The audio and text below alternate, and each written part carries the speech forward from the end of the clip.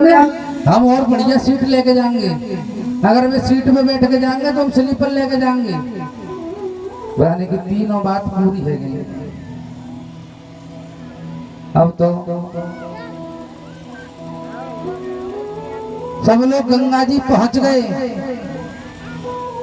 पंडित जी खुशी खुशी में जे भूल गए कि जो उल्टी चलते हैं।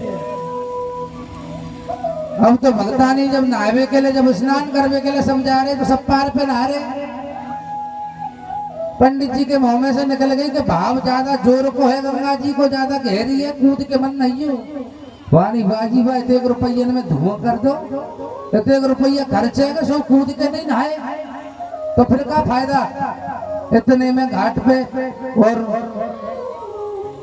गोल चक्कर बना हुआ था, उस पर गई, अपने वस्त्र रखे और वहीं से कूद गई। अब जैसे ही कूदी तो भाव जैसे सीधा था तो गांव के लोग सीधा भाग रहे थे, पंडित जी उल्टा भाग रहे थे। गांव के ने कही पंडित जी बहके थे जागी भाई, तुम्हें ना पता मैं सुसरे हो, वो उल्टी चलती बहके उल्टी गई होगी। बोले कृष्ण कन्हैया लाल की जय।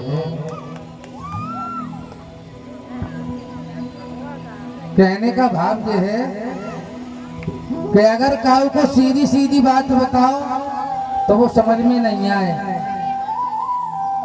और काऊ को उल्टी शिक्षा दे दो तो वो जल्दी समझ में आए। क्योंकि घर का ज्ञान जरा देर में काम करता है और बाहर का ज्ञान जल्दी काम करता है। तो लौट के आते कथा की ओर। तो आज अक्रूर जी के साथ में कृष्ण और बलराम रथ में बैठ कर के गए। जैसे ही मथुरा पहुंचे तो कृष्ण और बलराम ने और रथ में से छलांग लगाई। छलांग लगा करके कूद गए। अक्रूर जी कहने लगे कि लाला तुम हमारे साथ हमारी कुटिया में नहीं चलोगे। तो लाला ने कहा कि काका जी समय आने पर तुम्हारे घर भी आएंगे, अभी जिस काम से आए हैं वो काम कर ले। जैसे ही कृष्ण और बलराम कूदे तो उनके भी ग्वाल बाल मिल गए। अब ग्वाल बाल कृष्ण और बलराम को देखें और अपने आप को देखें। मान की देख भैया, हम तेरी संसार में आए हैं, तेरे मामा के यहाँ आए हैं।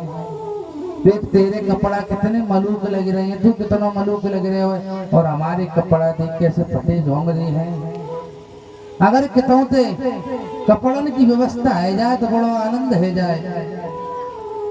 तो वहीं आगे घाट पर महाराज कंस का जो धोबी था वो कपड़े धो रहा था।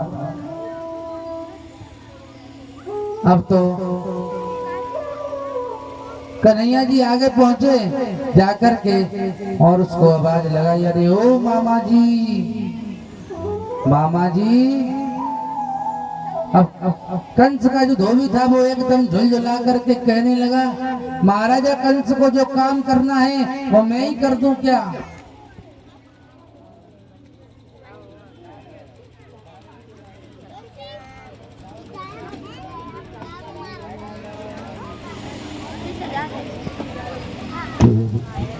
श्री हरि। तो उसने जब ये कहा कि महाराज कंस को जो काम करना है वो मैं ही कर दूं क्या,